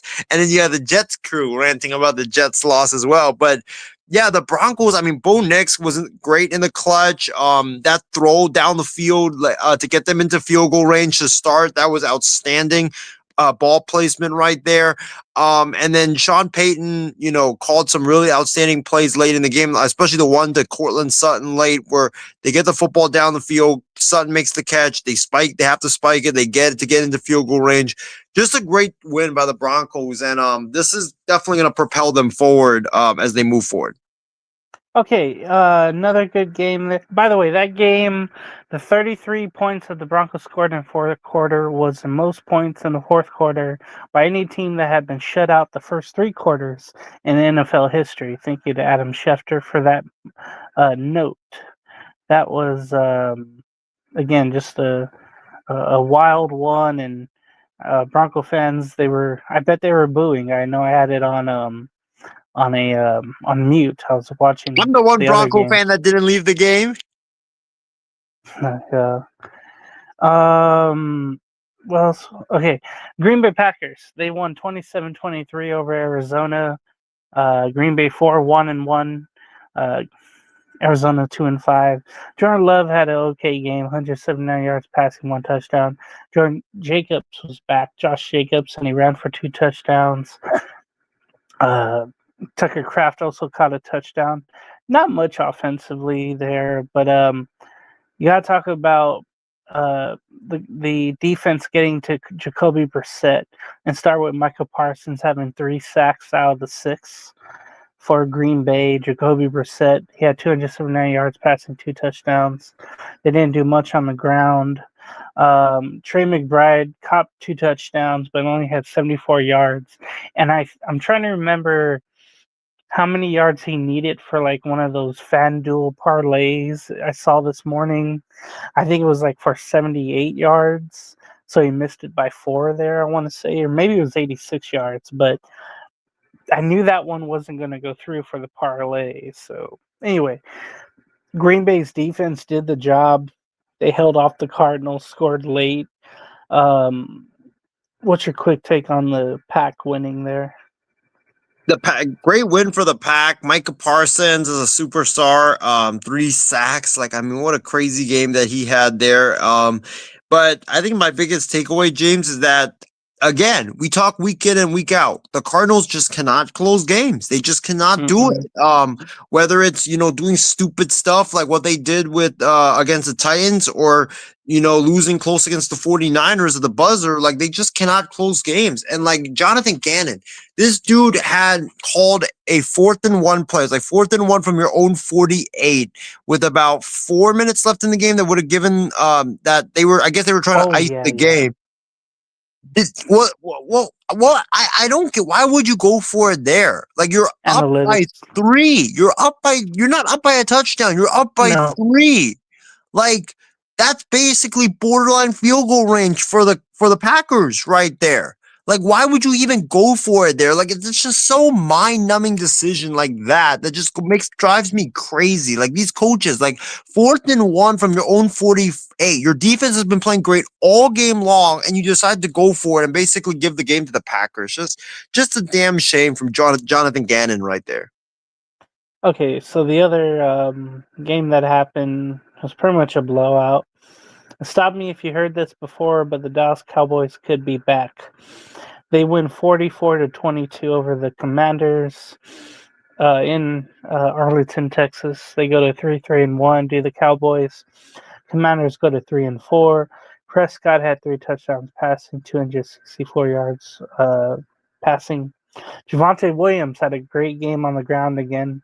19 carries for 116 yards and 1 touchdown. And CeeDee Lamb, who came back for his first game from injury, I think he missed 4 games. 5 receptions for 110 yards and 1 touchdown, 1 easy touchdown in that game. Jake Ferguson had a couple of touchdown catches as well. They got to Washington quarterbacks 4 times. Daniels had 156 yards passing, 1 touchdown. Mariota came in late. Daniels also had a rushing touchdown. He was their leading rusher at 35. Not much in the air too. Ertz had a 1 touchdown catch. This was just total domination by the Dallas Cowboys, Isaiah. Yeah, I was shocked by this because I thought this would be like a back and forth, like offensive. Yeah, go ahead. I forgot to mention the Commanders had 3 firepower offensive players out. It was Samuel, McLaurin, and there was one more. I can't remember who it was, but that really made a difference in a shootout. Deebo Samuel. I think I mentioned him first. Samuel, McLaurin, and then somebody else. Noah Brown. Noah Brown was out too. Noah Brown. So think about that. That's 3 pass catchers. And I think in a shootout like that, Dallas, is going to score, but they can't defend. Right. So that's why this game just was out of hand. Well, and then you also forgot that Jaden Daniels left the game with a hamstring injury. Hopefully that's not as serious as it is. I don't know why, but yeah, okay. I don't know if he left, and because I don't know if they didn't put him back because the game was already out of hand. Maybe that's why. But hopefully that's nothing serious moving forward. But yeah, I mean, Cowboys, look, they can score. We know that. Their issue is the defense. Can they stop anybody? And, they did a solid job of stopping the Commanders. I know they had all the firepower out with injuries. Jaden eventually left the game with an injury, but it was that Cowboys offense put on a show. Dak was going off in this game. They were able to run the football very well, but this was the Dak Prescott show. He wanted to send a message, and he did, lighting it up on the scoreboard there in Arlington, Texas. But the thing with the Cowboys is they need to get some pass rushers because they just can't get after the quarterback. Their defense can't really stop a leak to save their life, and so they got to get after. They got to make some changes. I know they had Micah Parsons James, but they got to get a pass rusher. That's what they need. They should have never traded Parsons to begin with, and so. Yeah, I think that for the Cowboys, look, they gotta get the pass rush going now if they really want to be a true threat in the NFC. And then we have 2 games on Monday. They're going to get rid of this, by the way, when the new NFL TV contracts come up. No more 2 Monday night games. But now they have it separate. Not like, what was it? Like a half an hour between each other starting. But today, 4 o'clock West Coast time, you got these 2 teams that have met in the playoffs the last couple of years. Tampa Bay at Detroit, and then you have Houston at Seattle at 7 o'clock. I'm going to say both home teams win in these 2 games. What do you think?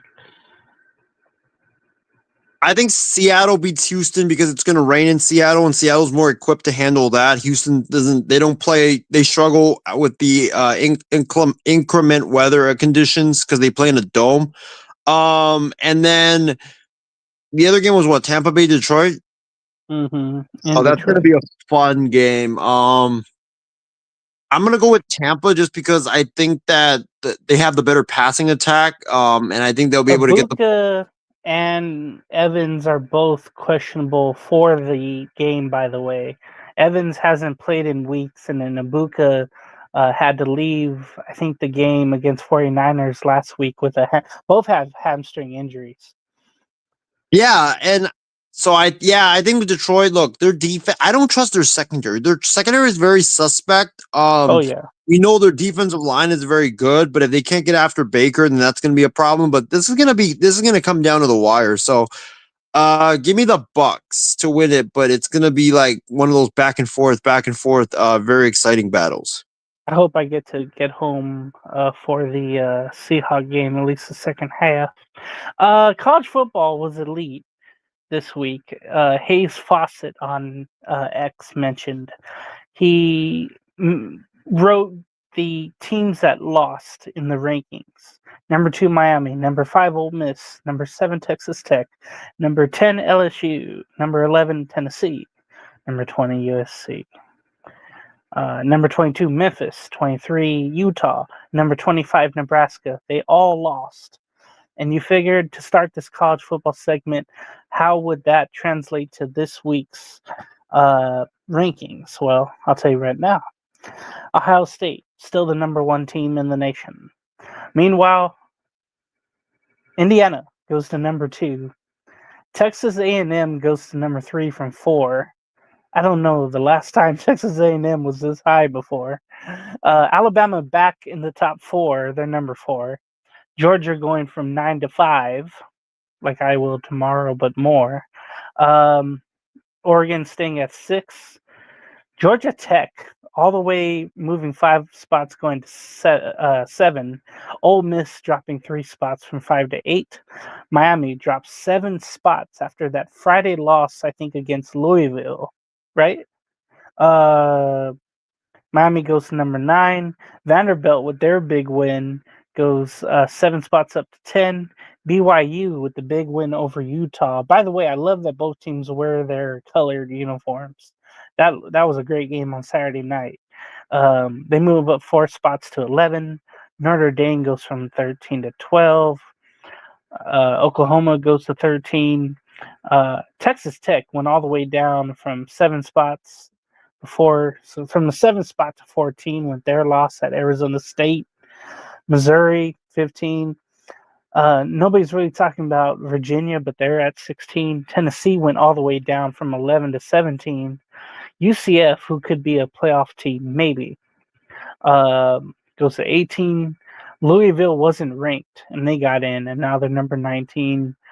LSU, with the biggest drop of them all, went 10 spots down from 10 to 20. Cincinnati went up 3 spots, and nobody talks about them either. They're at 21. Texas went down 1 to 22. Illinois is back in, along with ASU and Michigan, 23, 24, 25. So they are all back in. Meanwhile, USC went from 20, nice to know you, out right there. Quickly, what's your thoughts on the new rankings? Is there any team that you didn't think belonged in the top 10, like Miami after their loss, maybe? I didn't think Texas still belonged in the top 10. No, I think the rankings was pretty fair. I mean, I think that look, Ohio State number 1, not a surprise there. Indiana number 2, not a surprise there. I mean, they beat Oregon. They have that great win. Georgia being number 5, you said it was, or 4? Were they 5? It went from 9 to 5. Not a surprise because they beat the number 5 team in the country, so they basically took Ole Miss's spot. Yeah, that was a great win there. But other than that, I mean, not really a surprise in the top 10. I don't think, like, if you're talking about the rankings in general, I don't think Texas should be in because their game against Kentucky, I mean, they were lucky to win that. Kentucky foolishly went for it on 4th down and goal from the 1-yard line and got stuffed, trying for the touchdown. And then Texas kicks the field goal to win it. They did not look impressive whatsoever. Virginia almost lost to Wazoo, so that I don't know, like why. I mean, I guess they're in it because they've got those great wins, but you know, they're not really like, you know, I don't really view them as true contenders right now. LSU is a very big disappointment right now. I expected them. I mean, James, we did our college football show. I had them winning the national title, and that looks awful right now. Like, I had LSU Miami with LSU winning it. LSU's defense is very good. That environment in Nashville, by the way, was amazing. They had a lot of LSU fans come, and Vanderbilt just totally took them out. Their quarterback, I forget the dude's name. He was humbled after Valdiel. Yeah. He was humbled after that game against Alabama, and then he just played the game of his life on Saturday. So it was great seeing Vandy get that win. I believe it was the first time since 1990 that Vandy beat LSU, by the way. 1990. Think about that. Wow, yeah. I like that quarterback. He's very electric. Like, I think that he's really good, like, throwing the football and also running it too. So I've been very impressed by him. In terms of, like, the other, like, the rankings, I'm trying to think. LSU, big disappointment. I thought they would be one of the teams to win the national title. Obviously, that's not going to happen. Now I think a lot of smoke, James, will come out about Brian Kelly and his job. I don't know if you get. I mean, do you eat the buyout at this point? I mean, they're not bad, but for a program like LSU, like, I don't know if I could see them falling into, like, a situation like Penn State where they get upset the next week as well and they lose like 4 games and then, like, the fans are just in just big uproar. Bama, credit to Kalen DeBoer. I think, you know, we were one of the people that were like, yeah, he might not be there long term, and then he's turned it around there completely. I wasn't. You were. No. Yeah, not me. Soft. I thought he was too soft for Bama, but he's definitely proven me wrong there. And then Michigan at number 25? You said? Yeah. I don't know if I agree with that. They beat Washington, but Washington wasn't really, like, that great to begin with. So yeah, like, that wasn't really a noteworthy win. But I think other than that, I don't really have a problem with it. You know, thankfully there's other teams that we might talk about later that aren't in the rankings that made the most noise this week. Yeah, let's get to that right away, and then I'm going to get out of here after I introduce it. So Florida fired Coach Billy Napler after a 3-4 start here in 2025.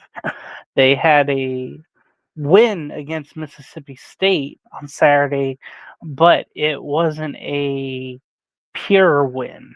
And it felt like though the athletic director, the boosters, maybe had him fired no matter what, even though they would win.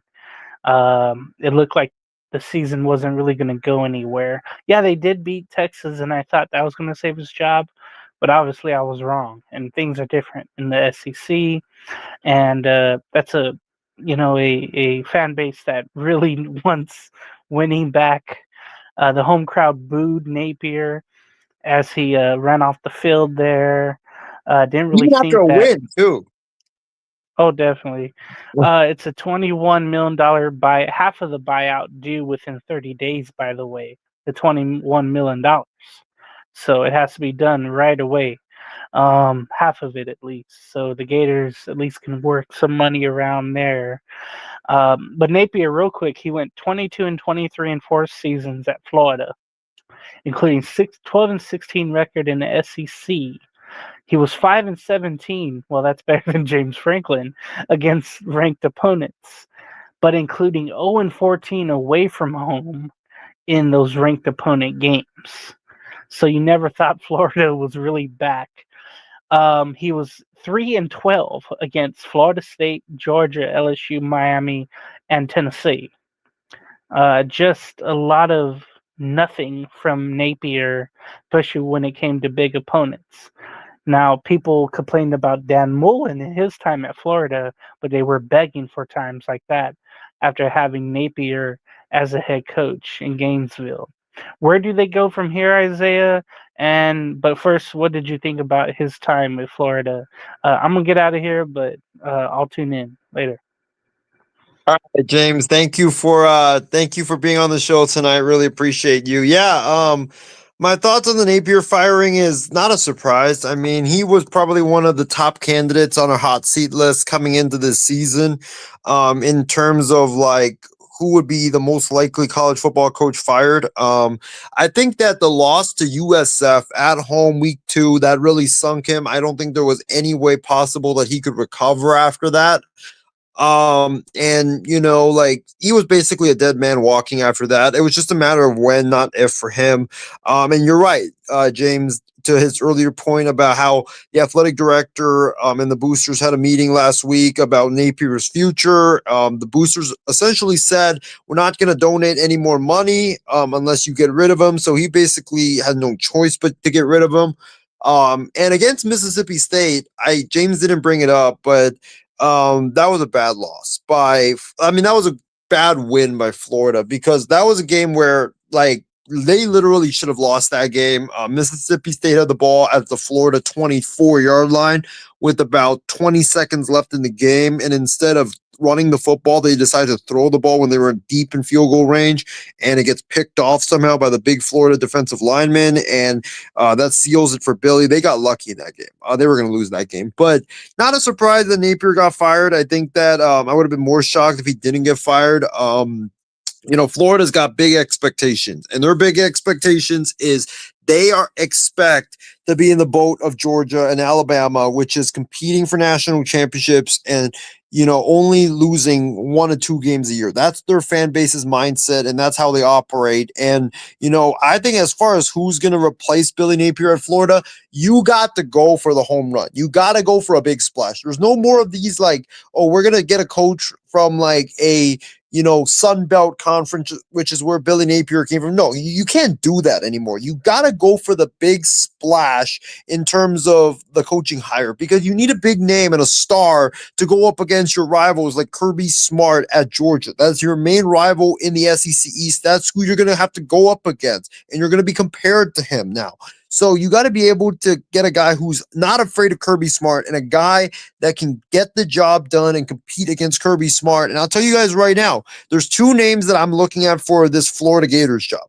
Number 1, it's Lane Kiffin. I think Lane Kiffin would be tremendous for the Florida Gators. He can score points, which is what the Gators like, offensive-minded coaches who can score a lot of points, wear the visor. And plus, Lane's done really well against Kirby. He's got a win last year against Georgia.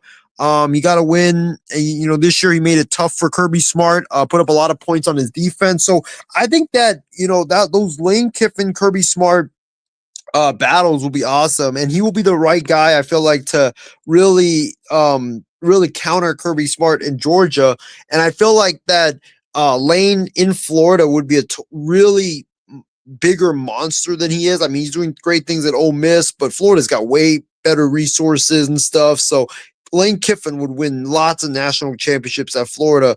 But he would be like one of the candidates on my list if I'm Florida to go after. The second candidate that I would, and I've been saying this for years, ladies and gentlemen, I believe Florida should go after John Gruden. That should be the guy. John Gruden wants to coach again, and he's made it loud and clear that he wants to coach college football on his shows on Barstool Sports. He's made that clear. And I think that he's done with the NFL. He's sick and tired of the politics job there. But I think that John Gruden should be the next head coach at Florida because I really believe, look, you need a big name. You need a big personality at Florida to succeed. And that's what I think John Gruden would bring. Like John Gruden, I think would be a grand slam in college football. And I think he would do great because to work in college football, look at Pete Carroll. Why did Pete Carroll work in college football? Because Pete Carroll was a guy that was a big personality, high energy, would be able to go everywhere to recruit, would be able to have that fun personality. That's what you need in college football. That's why Belichick's not working out in college football because the guy is a grump and the guy is just that no-nonsense type. But John Gruden is brash. John Gruden is, fun, very energetic. Like, I really believe that John Gruden would dominate college football. And plus, at Florida, with all the resources there, he's known for developing quarterbacks. And also, keep in mind, for recruits, what do they want? What is their end game? They want to go to the NFL. And John Gruden is a Super Bowl champion, so he can flash that Super Bowl ring and be able to get a lot of recruits to come to play for the University of Florida. I think John Gruden would be a grand slam at Florida, and I think that's who the Gators need to hire is John Gruden to be their next head coach. And that's who I would get. But moving to another situation, a developing situation that has happened is, as we stick with the college football, is Mike Norvell. FSU lost again, their fourth game in a row they've lost. They haven't won a game against a Power 4 opponent or an ACC opponent in over a year, which is insanity to say the least. And now doubts are swirling over his job, where Pete Nakos of On3.com, very reliable reporter, has reported that momentum has continued to build from Florida State's decision makers to move on from Mike Norvell. Florida State's decision makers had conversations about Mike Norvell's future. And folks, when your athletic administration and boosters are having conversation about your future, it's just a matter of time until you're gone. Like, that always precedes it. We saw that with James Franklin last week, where the boosters met early Sunday morning to discuss the future of James Franklin, and then a couple hours later, he was gone. I think Mike Norvell has coached his final game with the Florida State Seminoles. And here's the thing, guys. The reason why Norvell, I think, will be let go, it's the same thing with Florida. It's these programs, Florida, USC, Florida State, where they view themselves as what they were in the past. Florida with Urban Meyer, Steve Spurrier, USC with Pete Carroll, Michigan with Jim Harbaugh, and now FSU, where this program where if for here, that's a crime right there. You see this golden hot, it should be fired. That standard program like FSU, who just, I think, 2 years ago, that's the standard there. And Mike Norvell, he's underachieved big time. And if you look at his entire tenure at FSU, he's underachieved a good amount tenure at Florida State. And I think he's only had like one outstanding year, and then the rest has been either mediocre season. So Norvell, I think he's coaches the game there.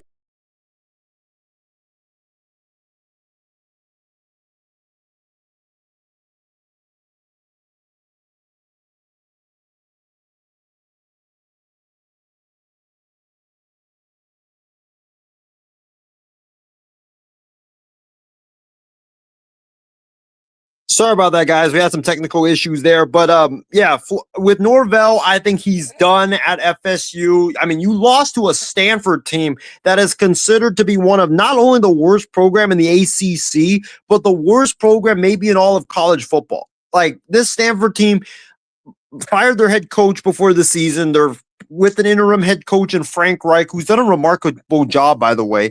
And then they're not even playing their starting quarterback or their starting running back or wide receiver. They're playing a lot of backups. And you lose to that team, like, you should be ashamed of yourself. And yeah, that should definitely cost him job, because you're not losing to like Clemson or Alabama or LSU or like in Ohio State. You're losing to these bottom tier ACC programs, and that's very not acceptable there at FSU. So I think Florida State's going to open, and I'll tell you guys this: the perfect candidate for Florida State is Deion Sanders. Deion Sanders, if that opens, he should be the top candidate for FSU, because again, it goes back to what I said about the Florida State job. These top programs, what would make a lot of sense for these programs is to hire the candidate that is brash, to hire the candidate that's good personality and can coach. And Deion can coach. He's an alum of the school. He will be able to draw recruits left and right, because we know he can recruit top talent to Florida State. And I think that, Deion would work wonders at his alma mater, and I think that he would definitely take the job in a heartbeat. That's the guy that I've been clamoring for a year now to be the head coach at Florida State. I think he would do great things there in Tallahassee. So that's who I would take for Florida State. And then let's go into another volatile situation before we go into the comments and then end the night. It's been a really good show. Appreciate everybody for tuning in. I know we've had some tech issues that has derailed the show a little bit, but appreciate everybody for staying tuned to the show. And that's Clemson.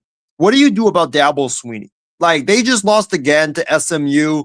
Clemson's got 4 losses now. They're stuck in basically no man's land where they're in the middle, and that's about it. For Clemson, I don't know what you do, because Dabo's won a lot of national titles there. He's arguably the greatest coach at Clemson. I don't know what you do. I really don't, because you're kind of stuck where Dabo doesn't like to want to dabble into the transfer portal. He doesn't want to, do NIL stuff. He's kind of an old school coach, but he's kind of falling into the Mike Gundy trap, where Gundy was a great coach at Oklahoma State, but what did him in later was his inability and refusal to get into the NIL, to get into transfer portal, to do everything that you need to be able to have success. So I don't know what you do. It's a bad situation there at Clemson. I could see Dabo honestly leaving for another job, because I just think that he's kind of plateaued there at Clemson. I think that, he might view it as it's great to have a fresh start. So I could see him leaving for like a Florida or something like that. But I think that's a situation to keep an eye on, because I could see that job maybe opening and that Dabo could leave for another job. They're not going to fire him, but I could see him leaving on his own terms. But going into our comments section before we wrap up for the night, we had a lot of comments from our great friends that have watched our show tonight. My guy, Nathaniel McWorth, Nathaniel says, wow, that Broncos game. Wow, indeed, Nate. That was an amazing game. Wow, just Bo Nix with a comeback, Sean Payton the penalty, all the twists and turns of that game. It was just amazing to watch that football game unfold. Nate also says that his friend Cole wants me to mention Nebraska. Yeah, that was a bad loss by Nebraska, losing against Minnesota, a team that's not really that great. And not only that, you only put up 6 points. And I'm not blaming Dylan Raiola for that loss, because Dylan Raiola played his ass off. But there were a lot of passes where he put it on the money to the receivers or the tight ends, and they just flat out dropped it. You can't have that in college football, and in football in general. So, Nebraska, like, that's a game that they needed to win. This program was going up and up and up. For them to lose that game, drop that game to Minnesota, it's a bad loss for them. It sucks. Casey King says, good evening, guys. What's going on, Casey? Thank you for tuning into the show tonight. Really appreciate you. Casey also says that Thursday night games need to go bye-bye, and it's a curse. LOL. Thursdays should just be opening week of the NFL season and annual Thanksgiving games. I kind of agree there, Casey, with you. Because I think that with the Thursday night games that, it's definitely not as exciting, a lot of the games, because, teams are on like not full rest, and, guys that are hurt from the previous game more often than not cannot come back to play because of the short week. But so it's really watered down competition.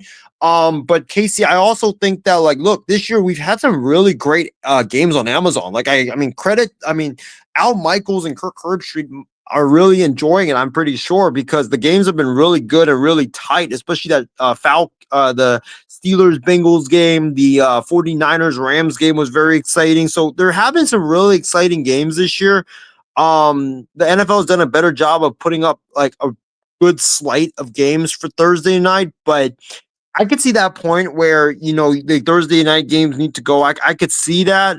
But I don't know if the NFL would do it just because of just too much money involved. But I gotta give them credit though. They have put together a really good slate this year. Let's see. Casey says that the Bears are another team I can't figure out, but they did what they had to do today. There's a better team. They are a better team than the Saints. Saints are garbage or doo-doo. Yeah, I agree. Saints are not a good team. Bears, that's another team, like I said, they're like with the Chargers. They're a very confusing team. The Bears are one of the teams that is in that list because, like, they played some really easy competition so far, but they haven't really looked that great against the best competition. We'll see how they are moving forward. But yeah, I haven't really figured out the Bears out as well. Casey also says the Dolphins are a bust. Mike McDaniel will be fired soon. Yeah, Casey, like I said when we talked about the Dolphins, I think there's going to be drastic changes in Miami starting tomorrow. I think McDaniel gets fired tomorrow. I think that Quinn Ewers will probably be the quarterback. I mean, Tua Tagovailoa, we know what he is. He's a turnover machine. He's very overrated, and I think it's time to cut the cord there when it comes to Tua Tagovailoa in Miami. Casey says Isaiah, Florida State could also be firing their coach soon as well. Yeah, I agree. Mike Norvell is coach's last game. I think that when the boosters get involved, when the athletic department is talking about your future, yeah, that always preludes a firing. So I think he's going to be gone, and well deserved. Like he needs to be gone. Like that. Florida State should not be where they are right now. Coming off a 2-10 season, everybody was like, "Oh, they beat Alabama. They're back. They're back. They're back."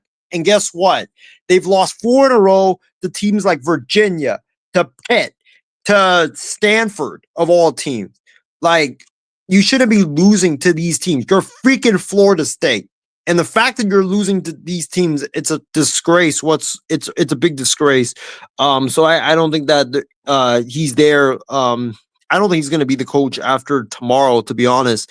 And I think, sadly, the state of Florida is going to be like a hotbed for coaches that are going to get let go. And then Casey says the Broncos and the Chiefs will battle it out for the AFC West. I agree with that. Casey says long shot for the Florida job, John Gruden, but Lane Kiffin will be good hire. Those are the 2 candidates, Casey, that I think Florida should target. I think John Gruden would be amazing for college football and for Florida. And I think Lane Kiffin as well. If I'm Florida, I want them to hire John Gruden just because I think that, Lane is a great coach, but he's a guy that, I think that I want to see him stay at Ole Miss, to be honest. Like, I think he's found a home there. I think he's definitely risen that program up. And I'm tired of just seeing him move around, to be honest. Like, I think Gruden to Florida would be great. The brash personality. You need someone to steal the recruits from Kirby Smart. There you go. John Gruden's your man to do that. And then Casey says Lincoln Riley needs to go as well.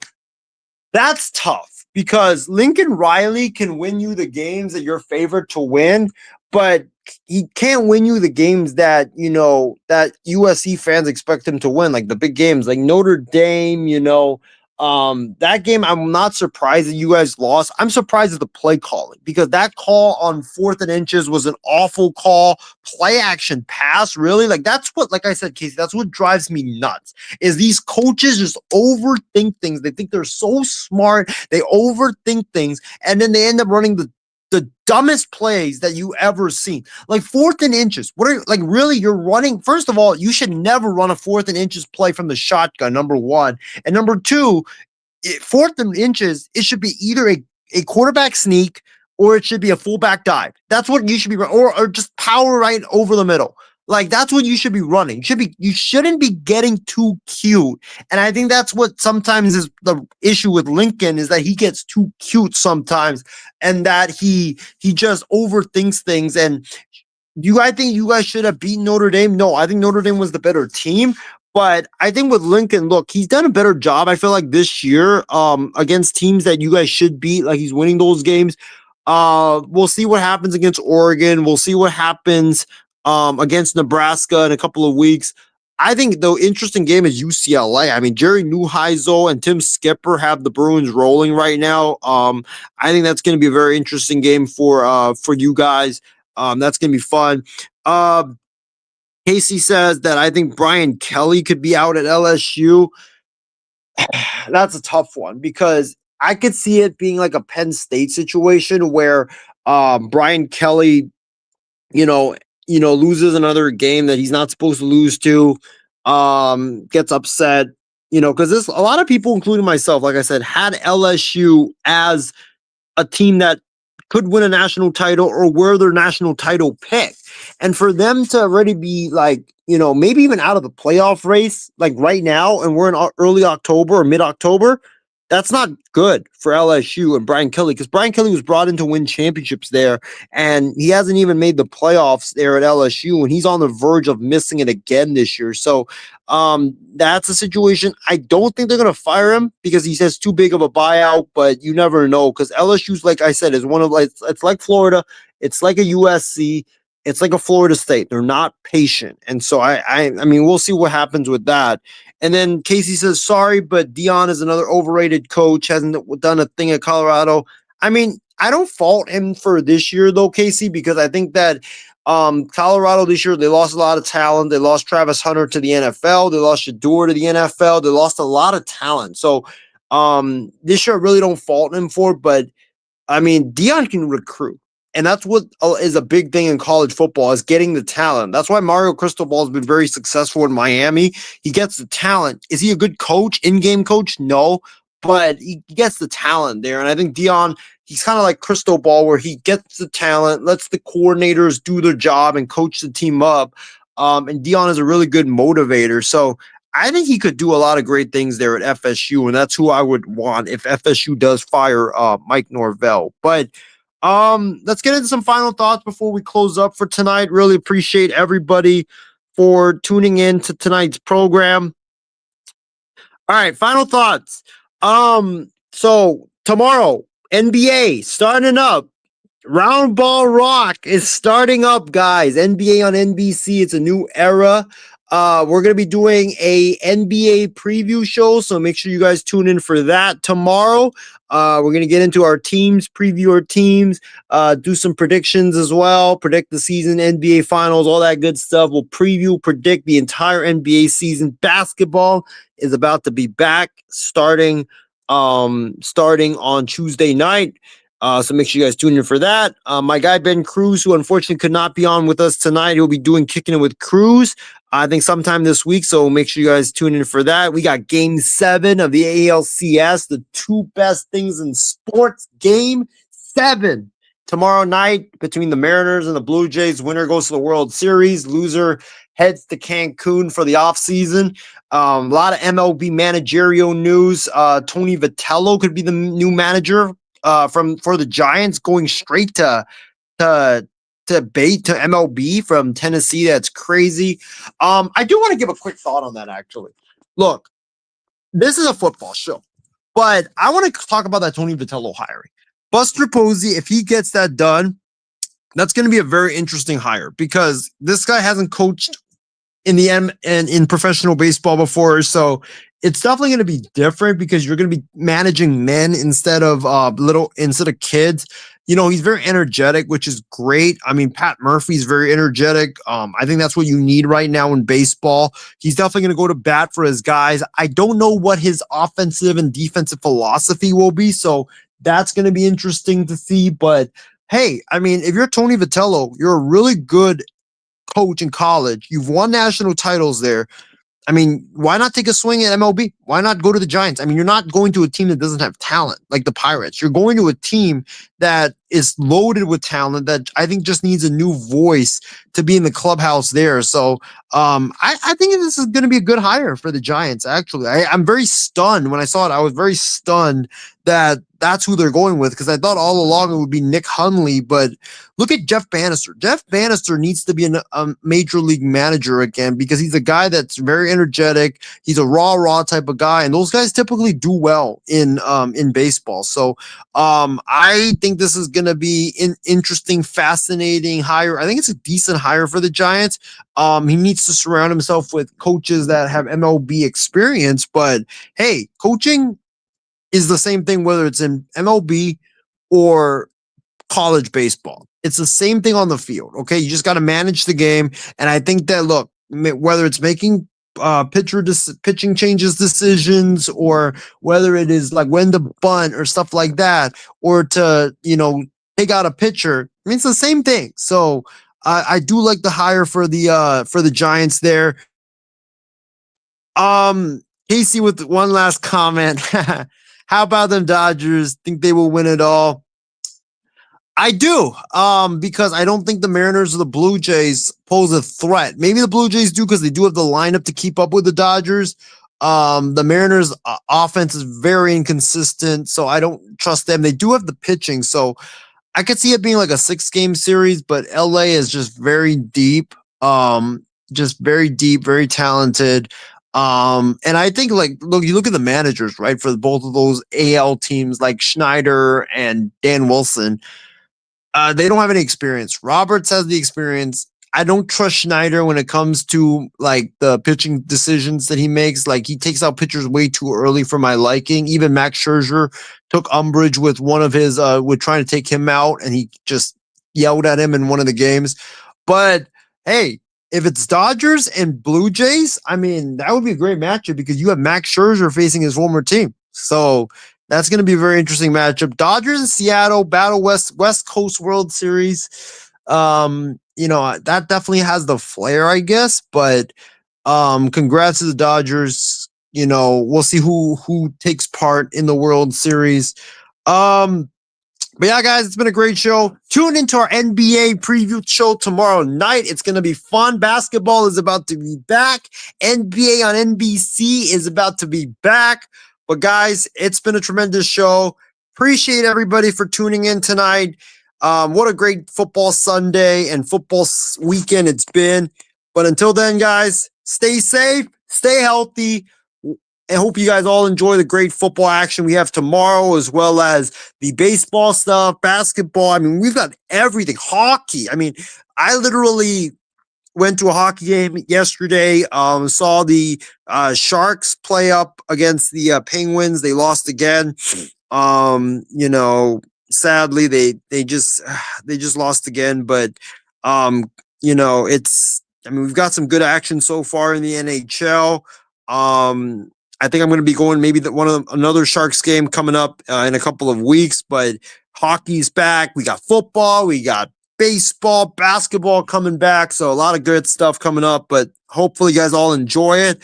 But until then, guys, stay safe, stay healthy. Appreciate everybody for tuning in. And until then, I will see you guys next week on another edition of Extra Point next Sunday. Bang, bang, not a game.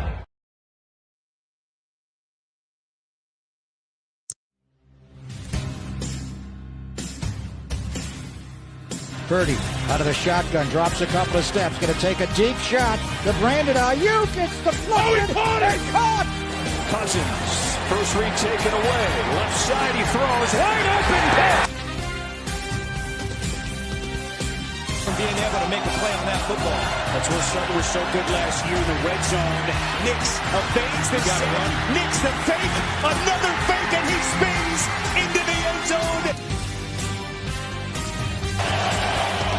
going to get a free play. Rodgers is the master at it, and a touchdown by Lazard. Jones on the fake pressure coming, and he's sacked by Parsons. God, corner. Motion man Hudson. The throw caught. Hudson lost the ball. Looked like a touchdown. Instead, it's a turnover. On the pocket. That's away from Chenal, who's trying to get after him for a second time, but the ball is thrown to the end zone, and it's caught!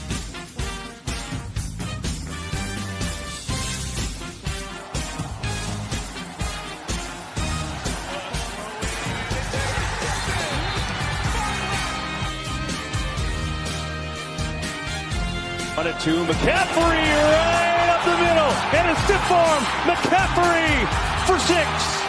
Duval!